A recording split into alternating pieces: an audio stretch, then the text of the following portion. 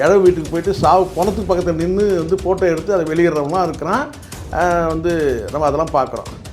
அப்படி இருக்கும்போது தனக்கு வரக்கூடிய புகழ் வந்து வேணான்று வந்து புறந்தள்ளுறதுன்னு ஒன்று இருக்குல்ல, அதை நிராகரிக்கிறதுன்னு ஒன்று இருக்குல்ல, அதுக்கு பெரிய மனசு வேணும். அதுக்கு உங்களுக்கு தெரியுமா? உங்களுக்கு எப்போல்லாம் வந்து அஜித் வந்து அரசியலுக்கு வராருன்ற மாதிரி ஒரு செய்தி ஏதாவது வெளியாச்சுன்னா அப்போல்லாம் ஒரு தமிழர் இல்லைன்றுவாங்க. இவங்க வந்து பார்த்திங்கன்னா வந்து அஜித் அவர்கள் வந்து அரசியலுக்கு வந்து வர சொல்லி கேட்டபோது கூட அவர் வந்து மறுத்துட்டார். அதுக்கப்புறம் மெல்ல மெல்ல சேர்ந்த கூட்டம் தான், தானாக சேர்ந்த கூட்டம் தான்.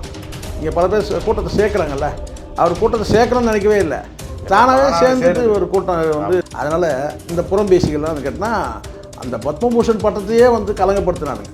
அஜித் அரசியலுக்கு வந்தால் என்ன நன்மை தமிழ்நாட்டுக்குன்னா இந்த தற்கொலை கூட்டத்திலிருந்து நம்ம தப்பிச்சோம் அப்படின்னு நம்ம நினைக்கும் போது தான் ஆல்ரெடி இருக்கிற வந்து திமுகவாக இருக்கட்டும், அதிமுகவாக இருக்கட்டும், இதெல்லாம் ஒரு மாற்று சக்திகள் இருந்தாலும் ஒரு புதிய சக்தியாக வந்து அஜித் வந்தால் கூட நல்லா இருக்குமே.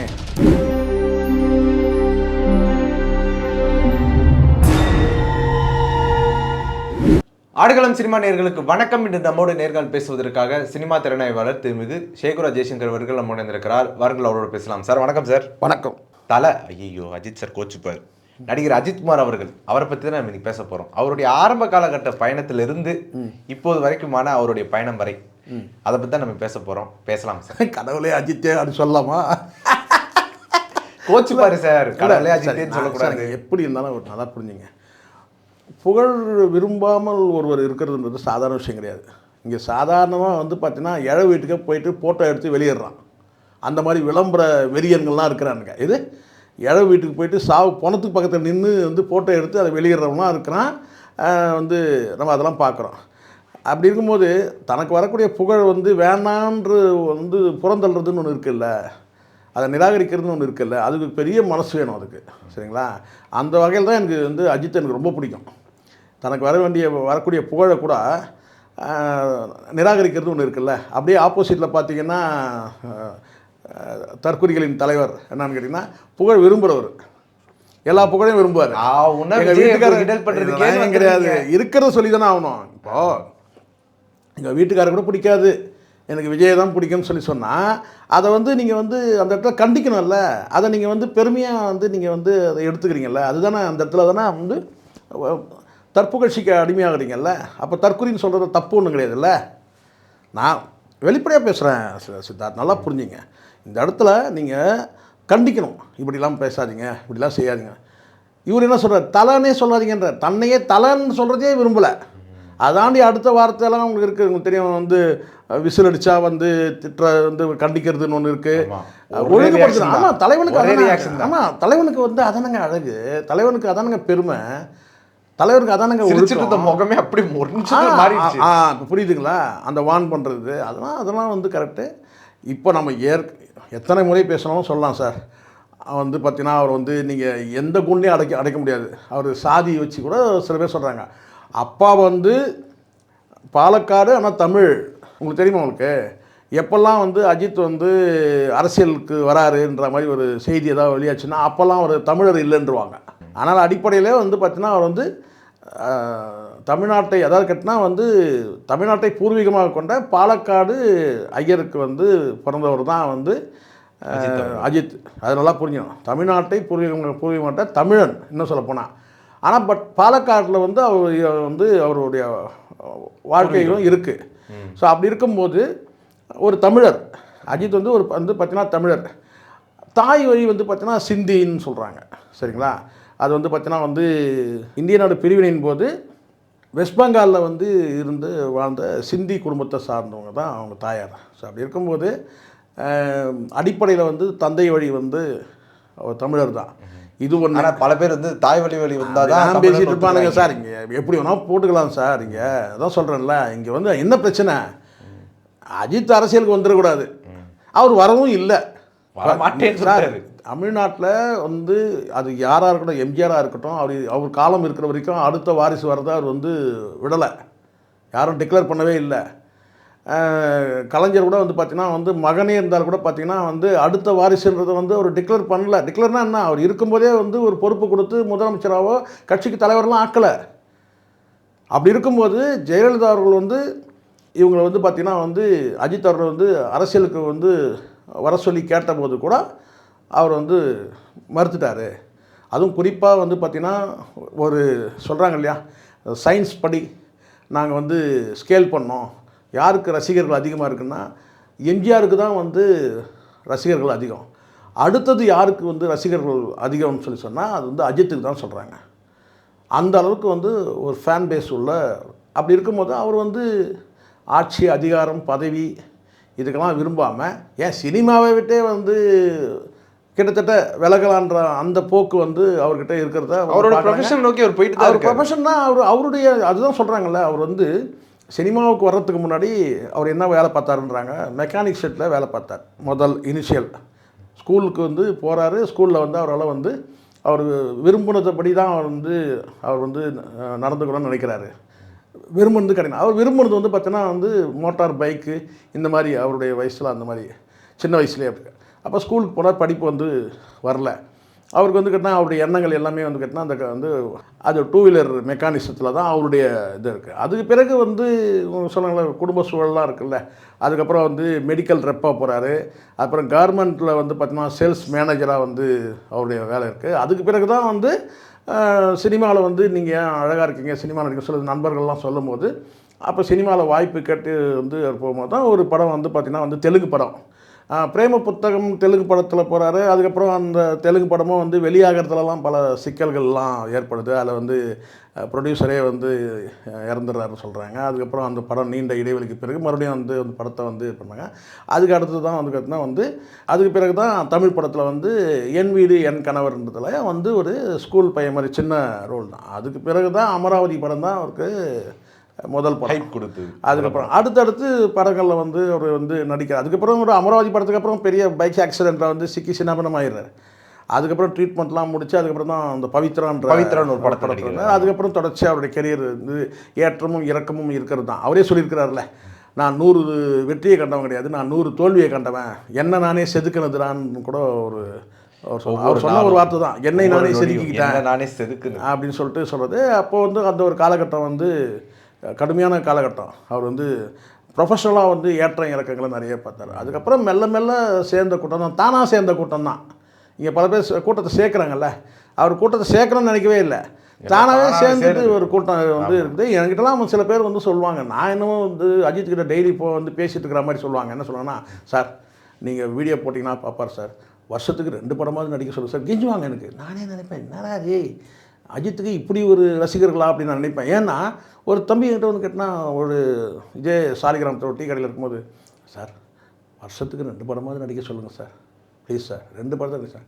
தம்பி நான் சொன்னால் செய்ய போகிறார் அவர் இல்லை, எல்லாம் அவர் கையில் இருக்குது. ஆனால் அட்வைஸ் சொன்னால் கேட்குற மாதிரியும் இல்லை. பார்த்தேன், சரி வந்து நான் கேட்டேன், தலையாட்டிட்டு அப்படியே வந்துட்டேன் சொல்கிறேன் நான். ஸோ அந்த மாதிரி ஒரு பயங்கரமான வந்து பார்த்தீங்கன்னா வந்து ரசிகர்கள். ஆனால் அந்த ரசிகர்களை அவ்வப்போது அவர் வந்து ஒழுக்கப்படுத்துறதை நம்ம பார்க்கலாம். அதுதான் அஜித் கிட்ட ரொம்ப பிடிச்ச விஷயம். உங்கள் குடும்பத்தை பாருங்கள், நீங்கள் அஜித் வாழ்க விஜய் வாழ்க சொல்லாதீங்கன்னு சொல்லிட்டு, அதுவும் இந்த கடவுளே அஜித் நீங்கள் எப்போ வாழ போகிறீங்க அப்படின்ற மாதிரி கேட்டது. கடவுளே அஜித்தேன்னு சொன்ன வார்த்தைலாம் வந்து எக்ஸ்ட்ரீம் வார்த்தை, தயவுசெய்து கூப்பிடாதீங்க. ஆமாம், அந்த மாதிரிலாம் சொல்லியிருக்காரு. ரெண்டாவது இன்னொரு இது என்னென்னா, அந்த பத்மபூஷன் பட்டம் கொடுத்த போது கூட யாருமே வந்து பெரிய அளவில் வந்து பார்த்தீங்கன்னா இங்கே வந்து விழா எடுக்கலை. இன்னும் சொல்லப்போனால் வந்து நிறைய வந்து உங்களுக்கு தெரியும் நினைக்கிறேன், புறம் பேசின இந்த இடத்துல புறம்போக்குன்னு போட்டுக்குவா வேணாம்ல, சரி அஜித் கண்டென்ட்டு, அதனால் நம்ம அந்த வார்த்தையை அவாய்ட் பண்ணிக்கலாம். இப்போ பார்த்தீங்களா நம்மளே எப்படி சரியாக வரும் பாருங்கள் இந்த இடத்துல இல்லை. ஆனால் புறம் பேசுனானுங்க, புறம் பேசினாலும் நம்ம அந்த இடத்துல ஒரு வார்த்தை போட்டுக்கலாமா, புறம்னு போட்டுக்கலாமான்னு கேட்டேன். அது இருந்தாலும் நமக்கே சங்கடமாக இருக்குன்னா அது அஜித் கண்டென்ட்டு அப்படின்றதுனால.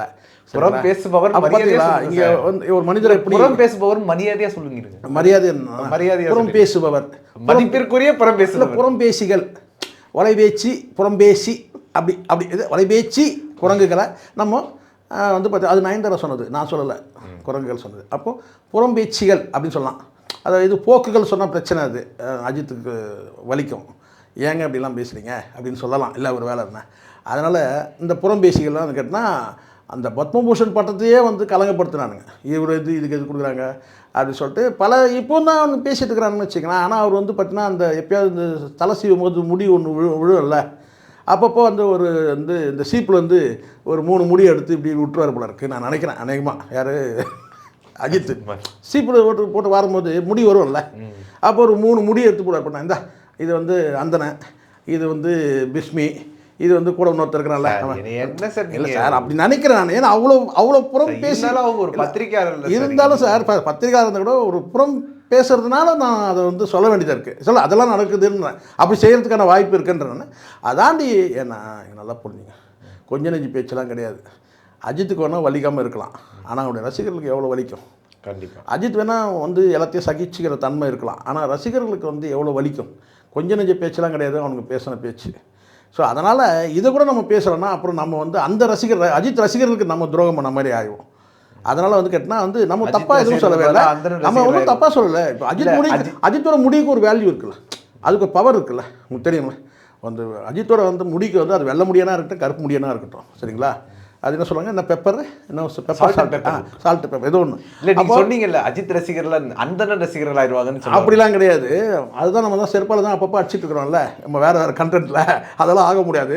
அவங்க மார்க்கெட்டை இறக்கி கொண்டு வந்து நான் தான் இப்போ கீழே பாதாளத்தை தான் இருக்கிறானுங்க. முதல்ல அவனுக்கு கிரவுண்ட் லெவலுக்கு வரணும் முதல்ல, அதெல்லாம் இருக்கட்டும். நான் வந்து சாதித்ததே இதுதான். இந்த யூடியூப்பில் வந்து சாதிச்சது என்னன்னு கேட்டிங்கன்னா, இந்த வலைபேச்சுன்னு சொல்லிட்டு இந்த 3 வந்து நயன்தாரா கண்டுபிடிச்ச குரங்குகளை வந்து அடின்னு அடித்து இது இப்போ மார்க்கெட் டவுனில் வந்து பார்த்தீங்கன்னா 5000 வாங்கணுங்க, இப்போ 1000 ரூபா கொடுத்தா போதும் வரத்துக்கு ரெடியாக இருக்கிறானுங்க மீடியாவில் பேசுகிறதுக்கு. அதுதான் இல்லை, போட்ட உடனே 1 லட்சம் வியூ வரும்ன்றது வந்து பார்த்தீங்கன்னா இப்போ 5000 10,000 வந்தால் போதுன்றானுங்க. இது வியூஸே. அது வந்து என்னோட மன நிறைவாக இருக்குது. இந்த யூடியூப்பில் வந்து நான் சரியாக செயல்பட்டிருக்கிறேன் என்று எனக்கு மன நிறைவாக இருக்கிறது. மற்றபடி இருக்குது. ஆமாம். அதனால் எனக்கு அஜித் இப்போ நான் சொல்கிறேன் சார், அஜித்தாக இருக்கட்டும் ரஜினியாக இருக்கட்டும் இவங்கெல்லாம் வந்து சார் சிவகார்த்திகேயனை சேர்த்துங்க சார். இவங்களுக்கெல்லாம் வந்து பின்புலமே கிடையாது சார். சிவகார்த்திகேயன் இவங்களுக்கு வந்து அஜித்துக்கு அப்பா இருக்கிறாரு, ஆனால் வந்து சுயம்புவாக தான் அவர் வந்து சினிமாவில் வந்து ஜெயிச்சார். அவங்களாம் வந்து சினிமாவில் போய் இவரெல்லாம் இந்த அளவுக்கு வருவாருன்னு நினச்சி கூட பார்த்துக்க மாட்டாங்க யார், அஜித்தோட அப்பாலாம். அதே மாதிரி வந்து ரஜினிலாம் நினச்சி கூட பார்த்துக்க முடியாது, இந்த போல் உச்சிக்கு வருவாரெல்லாம் அவரே நினச்சி பார்த்துக்க கிடையாது. அப்புறம் எப்படி அவங்க குடும்பத்தை நினச்சி பார்த்துருப்பாங்க, அவங்க அப்பாவை நினச்சி பார்ப்பாங்க. சிவகார்த்திகேயனுக்கு அப்பாவே இல்லை, இந்த நிலைக்கு வருவாருன்னு யாருமே நினச்சி பார்த்த மாட்டாங்க. அப்போ அவங்கள அத்தனை பேர் நீங்கள் நக்கல் அடிக்கிறீங்க. ஒரே ஒருத்தன் வந்து தகப்பனால் உருவாக்கப்பட்ட தகப்பனால் செதுக்கப்பட்ட ஒரே ஒரு நபர்கிட்ட கோல்டு காயின் வாங்கிட்டு நீங்கள் பேசுகிறீங்கன்னா, அப்போ உங்களை பேசலைன்னா நான் எதுக்கு இந்த யூடியூப்பில் வந்து நான் பேசணும்? சினிமா குறித்து நான் பேசவே வேண்டாம். அப்போது இப்போ நான் அதை பேசி தானே ஆகணும். அஜித் சொல்லிட்டாருன்றதுக்காக அஜித் மகாத்மாவாக இருக்கட்டும், நான் ஏன் இருக்கணும்? நான் சாதாரண மனிதனாக இருந்துட்டு போகிறேன். தப்புனா தப்பு, பேசி தானே ஆகணும். ஸோ அந்த வகையில் வந்து நான் சொல்கிறேன், அஜித் வந்து மிக சிறந்த மனிதர், மிக சிறந்த சாதனையாளர். இன்றைக்கும் அவருடைய வந்து பார்த்திங்கன்னா வந்து அவருக்கு எது மனசுக்கு விருப்பப்பட்டதோ அதில் போயிட்டுருக்கிறார். சினிமாவில் போதும் அடைஞ்சிட்டோம், நம்ம ஒரு புகழ் உச்சியில் போய் நம்ம அடைஞ்சிட்டோம், அதுக்கான சம்பாத்தியத்தை நம்ம பார்த்துட்டோம். அடுத்த கட்டம் அவருடைய ஆம்பிஷன் தான் கார் ரேசி, அதில் போயிட்டுருக்கிறார். இப்போ நீங்கள் என்ன செய்றீங்க, அரசியலுக்கு வருவாரான்னு மறுபடியும் கேட்குறீங்க. அதுக்கான வாய்ப்பே இல்லைன்றது தான் நம்ம பார்க்குறோம். ஒரு வேளை அஜித் அவர்கள் வந்து அரசியலுக்கு வந்தால், அஜித் அரசியலுக்கு வந்தால் என்ன நன்மை தமிழ்நாட்டுக்குன்னா, இந்த தற்கொலை கூட்டத்திலேருந்து நம்ம தப்பிச்சோம். கரெக்டாக? அவ்வளோதான். இல்லை அவர் அரசியலுக்கு வரல அப்படின்னு சொல்கிறதுல வந்து இன்னொரு காரணம் இருக்குது. என்னென்னா ஒரு பர்சனல் ரீதியாக அவர் வந்து தன்னுடைய லைஃப்பை வந்து லெட் பண்ணிட்டு கொண்டு போனால் இப்படி போகணுன்னு ஆசைப்பட்றேன் அப்படின்னு. ஆனால் இவங்களுக்கு ஏன் அந்த இது வரமாட்டேங்குது? இல்லை காரணம் என்னென்னா, இன்றைக்கி வந்து யாரும் எதிர்பாராத ஒரு சூழலில் வந்து இன்றைக்கி தமிழ்நாடு அரசியல் இருக்குது. ஏன்னு கேட்டிங்கன்னா, சினிமா கவர்ச்சி அரசியல் வந்து வெளியே வந்து ஒரு அறிவார்ந்த ஒரு அரசியல் இங்கே நடக்குது, நம்ம பார்க்குறோம். அப்போது இங்கே யார் வேணாலும் வந்து சினிமா நடிகர்கள் கூட வரலாம். வெறும் கவர்ச்சியை தாண்டி ஒரு அறிவார்ந்த அரசியல் பண்ணக்கூடியவர்கள் வந்தால் அதை நம்ம வரவேற்கலாம், அதில் ஒன்றும் தப்பு கிடையாது. நடிகர்கள்லாம் அரசியலுக்கே வரக்கூடாது, தாராளமாக வரலாம். ஆனால் முழுக்க ஒரு தற்கொலைகள் கூட்டம் வரக்கூடாது. இல்லை, எனக்கு வந்து எங்கள் வீட்டுக்காரை பிடிக்காது, எனக்கு வந்து விஜய் தான் பிடிக்கும் சொல்கிறதும், 2 மாதம் என் வயிற்றில் வந்து கர்ப்பம் ஆனால் நான் ஓடி வந்து நான் விஜய் பார்க்க வந்தேன் சொல்கிறதும், என் பிள்ளைய ஹாஸ்பிட்டலில் அட்மிட் பண்ணியிருக்கிறேன், நான் வந்து அதை விட்டுட்டு தான் நான் வந்து விஜய்கிட்ட வந்திருக்கிறேன், பார்க்க வந்திருக்கேன் சொல்கிறேன். என் பிள்ளை இறந்தாலும் பரவாயில்ல, நான் வந்து விஜய் பக்கத்தில் நான் பார்த்தேன்னு சொல்கிறதும், ஓட்டே போடலன்னா நான் 9 பேருக்கு விஷத்தை வச்சு கொல்லுவேன்னு சொல்கிறதும், இப்படி எத்தனை. ஸோ இதெல்லாம் பார்க்கும்போது பார்த்திங்கன்னா இது வந்து நல்லா தெரியுது. ஒரு தற்கொலைகளுக்கான ஒரு புது ஜெண்டர் உருவாகிட்டு இருக்குது தான் நம்ம பார்க்குறோம். தற்கொலை ஜெண்டர்னு கூட நீங்கள் வச்சுங்க, பல ஜெண்டர்கள் இருக்குது நமக்கு வந்து. ஆல்ரெடி நமக்கு வந்து மேல் ஃபீமேல் தேர்ட் ஜெண்டர்லாம் இருக்கும்போது இது வந்து ஒரு 4th ஜெண்டராக உருவாகும் போது இந்த ஜெண்டர்லேருந்து நம்ம எப்படி வந்து நம்ம வந்து நம்மளை பாதுகாத்துக்கு அப்போது ஒரு வந்து எங்கேயாவது நம்மளை பாதுகாக்கிற ஒரு சக்தி வராதா அப்படின்னு நம்ம நினைக்கும் போது பார்த்தா ஆல்ரெடி இருக்கிற வந்து திமுகவாக இருக்கட்டும் அண்ணா திமுக இருக்கட்டும் இதெல்லாம் ஒரு மாற்று சக்திகள் இருந்தாலும் ஒரு புதிய சக்தியாக வந்து அஜித் வந்தால் கூட நல்லா இருக்குமே அப்படின்னு நம்ம நினைக்கிறோம். ஆனால் வந்தால் அஜித் வந்தார்னா இந்த மாதிரியான வந்து ஒரு அறிவிலிகள் கூட்டம் இருக்காது, ஒரு அறிவார்ந்த கூட்டமாக வந்து இருக்கும். ஒரு அறிவார்ந்த கூட்டத்தில் வந்து ஒருலாம் சொல்லாதீங்க சார். அஜித் ஃபேன்ஸ் எல்லாம் வந்துட்டு என்றைக்குமே தேட்டரில் போய் ஃப்ளெக்ஸ் மாட்டின் போய் கீழே விழுகலாம் அந்த வேலையெல்லாம் பண்ணது இல்லையா? எல்லாம் நல்லா புரிஞ்சுங்க. இது எல்லாமே வந்து பார்த்தீங்கன்னா நீங்கள் சொல்லக்கூடிய காலகட்டம் வேறு. எப்போ வந்து அவர் இந்த தலன்னு சொல்லாதீங்கன்னு சொல்லி அறிவித்தார்? எந்த காலகட்டம்? ஏன்னா தலன்னு கூப்பிடாதீங்கன்னு சொல்லி அறிவிச்சார் சமீப காலகட்டத்தில். எப்போ வந்து விசிலடிக்காதீங்கன்னு சொல்லி இது பண்ணார்? சமீப காலகட்டம். இது சமீபன்றதோட கிட்டத்தட்ட ஒரு 5 ஆண்டு காலம் பக்குவப்பட்ட வந்து ஒரு கூட்டமாக தான் வந்து அவருடைய கூட்டத்தை உருவாக்கி வச்சிருக்கிறாரு. அதனால் வந்து பார்த்தீங்கன்னா கண்டிப்பாக சொல்கிறேன், அப்படியே டிஃபர் ஆகும். அப்படியே வந்து டிஃபர் ஆகும். எப்படி வந்து ரஜினி ரசிகர்களுக்கு வந்து ஒரு முதிர்ச்சி ஒரு பக்குவம் இருக்கோ அதே முதிர்ச்சி பக்குவம் வந்து அஜித் ரசிகர்களுக்கு இருக்கிறத நான் பார்த்துருக்குறேன். களத்திலே நான் பார்த்துருக்கேன். அவர் படம் ரிலீஸ் ஆகும் மட்டும் பார்த்துருக்குறேன். விஜயோட முதல் படம் ரிலீஸ் ஆகும்போது அங்கே இருக்கிற அந்த அட்டகாசங்களையும் நான் பார்த்துருக்குறேன். அதே அஜித் வந்து படம் ரிலீஸ் ஆகும்போது பார்த்துருக்கேன். ஒரு சினிமா நடிகனுக்கு உள்ளன்றத வந்து பார்த்திங்கன்னா வந்து என்ன சொல்லப்போனால் ஒரு ஆதர்ச நாயகனாக பார்க்கக்கூடிய வந்து ரசிகர்கள்னு ஒன்று இருக்குது. ஆனால் முழுக்க வந்து பார்த்திங்கன்னா வந்து ஒரு அறிவுகட்ட கூட்டம் வந்து அறிவிலிகளாக இருக்கக்கூடிய வந்து ஒரு தற்கொலைகளாக இருக்க கூட்டத்தை நம்ம பார்க்குறோமே. அதுக்கு தான் நான் உதாரணங்கள் நிறைய சொல்லிட்டு வரேன். இதை தாண்டி நிறைய உதாரணம் சொல்ல முடியும். நம்ம ஒரு டிரான்ஸ்ஃபார்மர் வந்து மேலே ஏறுற கூட்டத்தை நம்ம பார்த்துருக்குறோம். அந்த கூட்டத்துக்கு வந்து பார்த்தீங்கன்னா முத்தம் கொடுக்குறத வந்து பார்த்தீங்கன்னா விசில் அடித்தா கண்டிக்கிற தலைவன் எங்கே, முத்தம் கொடுக்குறேன்னு சொல்லி வந்து பார்த்தீங்கன்னா முத்தம் கொடுக்குற தலைவர் எங்கே?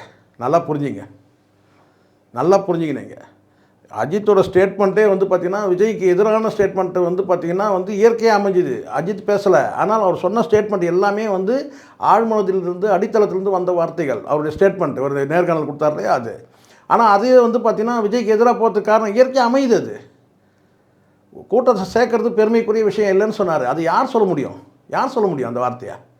ஒரு சினிமா நடிகர் சொல்ல முடியுமா? உலகத்தில் ஏதாவது ஒரு சினிமா நடிகர் சொல்லுமா கூட்டத்தை சேர்க்கறது ஒரு பெருமைக்குரிய விஷயம் கிடையாது? அங்கே வந்து பார்த்தீங்கன்னா வழி நடத்துறது எவ்வளோ கஷ்டம் பார்த்தீங்கள்ல. அங்கே வழி நடத்துறதுக்கு சக்தி தான் பண்ணல, அவர் வழி நடத்துகிறார்ல. ஸோ அதனால் இது வந்து எனக்கு தெரிஞ்சு நான் சொல்கிறேன் வந்து பார்த்தீங்கன்னா அவர் அரசியலுக்கு வரக்கூடிய எண்ணம் இல்லை. வந்தால் அதனால் வந்து தமிழ்நாட்டுக்கு நன்மை தான். உங்களுடைய நேரத்தை ஒதுக்கி எங்களோட கருத்தில் பந்தமைக்கு நன்றி சார். நன்றி.